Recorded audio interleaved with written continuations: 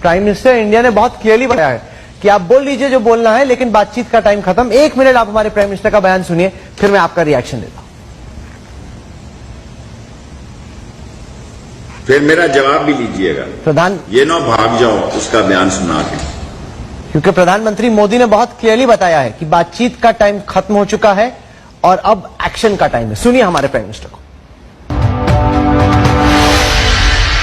सुरक्षा बलों को लिए आगे की कार्रवाई तय करने के लिए समय क्या हो, स्थान क्या हो, स्वरूप क्या हो, वो सारे फैसले करने के लिए इजाजत दे दी गई है। जिंदगी की इतनी बड़ी गलती करेगा मोदी के सारी हिंदुस्तान की कौम पछताएगी कि किस शख्स को उसने मुंतखब किया और सारी हिंदुस्तान को सफा हस्ती से खत्म करा दिया। वादा से लेके आसाम के बॉर्डरों तक नेस्तो नाबूद कर देंगे। जो पाकिस्तान की तरफ बढ़ेगा, कदम बढ़ाएगा या मैली आंखों से देखेगा। ये भी नोट कर लेना आज मेरी बात। अपने देश को कब्रिस्तान न बनाओ। मोदी सरकार, वोटों की भूखी सरकार, अपने देश में वो आग जलाना चाहती है जिसमें सारा देश जल जाएगा। हम तो सुलह, आपसी दोस्ती, हमदर्दी और कश्मीर की आजादी की बात कर रहे हैं।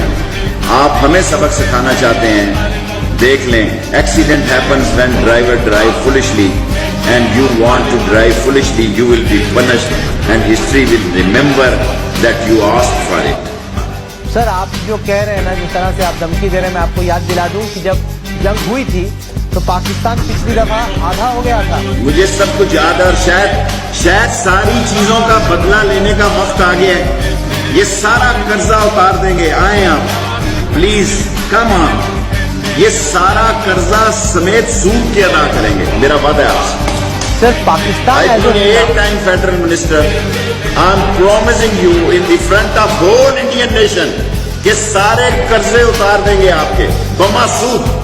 और धरती याद रखेगी कि एक शेख रशीद ने लाहौर रेलवे हेडक्वार्टर से पैगाम दिया था कि बाग आ जाओ वरना तुम्हारी दास्तान ना भी होगी दास्तानों में। हम आपको नेस्त नाबूद कर देंगे।